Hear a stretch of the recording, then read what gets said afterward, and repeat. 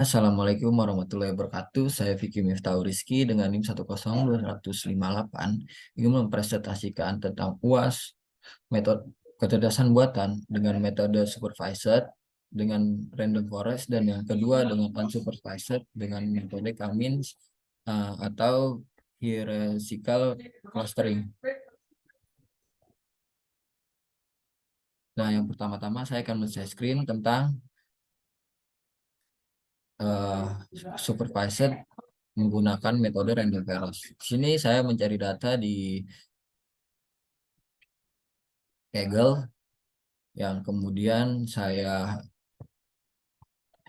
menggunakan menggunakan codingan yang menghasilkan output di sini, dan menghasilkan input di sini. Di sini menghasilkan input dan menghasilkan output data di samping. Data di bawah ini yang saya tunjuk pada kursor. Nah, ini kemudian data-data yang saya dapat saat mengcoding data yang berjudul Prediction Movie Success. Nah, inilah di sini ada handling the missing values-nya. Terus terdapat label, di sini terdapat label encoding yang terlihat dalam tabel berikut.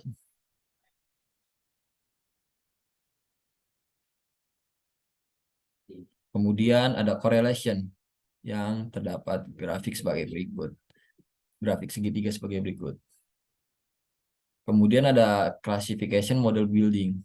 Nah, ini terdapat data-datanya, dan ada trends test split, ada scaling, ada feature selection using RFECV,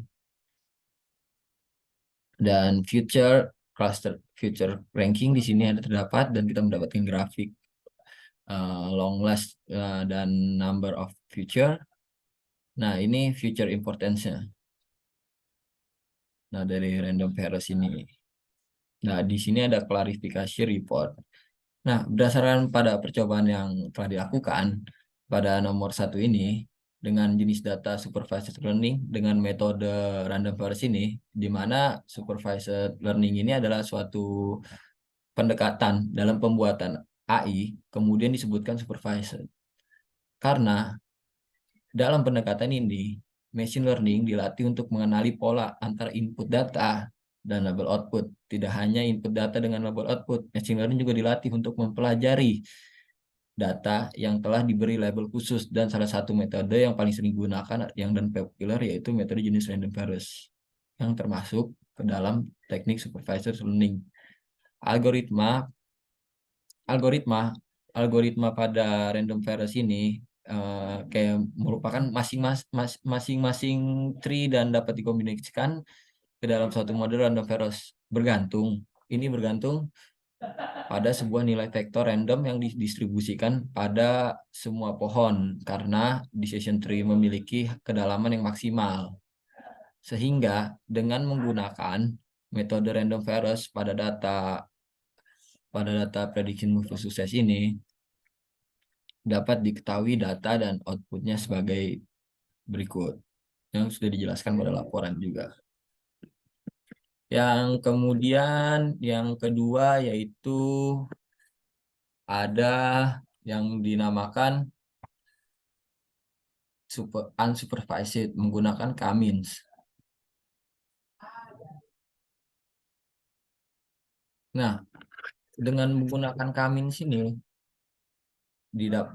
kita mencari datasheet yang berjudul Recommending UV to User in Quarantine Dance yang terdapat pada saat masa pandemi ini. Nah, pada percobaan kedua ini, eh, menggunakan codingan dapat didapatkan hasil sebagai berikut. Nah, ini data points 3D PCI axis-nya. Kemudian, maaf, sebelumnya di sini saya menyebutkan codingannya. Di sini terdapat codingan yang saya coding dengan Python. Kemudian terdapat grafik yang dapat dilihat pada gambar berikut. Nah, ini dapat grafik yang dilihat gambar berikut. Nah, grafik. Nah, ini data print in 3D PCR-nya. Nah, ini data poinnya 2D PCI axis-nya yang terdapat di sini. Nah, pada pada percobaan unsupervising learning ini, jenis K-mean dan hierarchical clustering ini adalah suatu teknik yang digunakan machine learning dalam pembuatan artificial intelligence. Dan dalam pendekatan ini kita tidak perlu melatih algoritma komputer untuk mengenali pola penyusun AL karena yang digunakan dirancang untuk bisa belajar sendiri dalam mengumpulkan informasi. Nah, terus termasuk mengenali data yang tidak berlabel. Nah, selain itu disebut unsupervised juga karena model pada pendekatan ini tidak perlu dilatih dan algoritma unsupervised ini biasanya digunakan untuk prosedur yang lebih kompleks dan rumit. Jenis yang paling sering digunakan pada pengklasteran data unsupervised yaitu metode jenis K-means karena algoritma yang digunakan untuk cluster untuk dokumen dan prinsip dari metode jenis K-means yaitu menyusun K prototype atau pusat massa dan sekumpulan data dimensi. Namun data ini dapat digunakan untuk data yang rumit. Nah, sekian presentasi UAS dari saya, Riki Miftahul Rizky. Lebih kurangnya mohon maaf. Wabillahi taufiq wal hidayah. Assalamualaikum warahmatullahi wabarakatuh. Sip.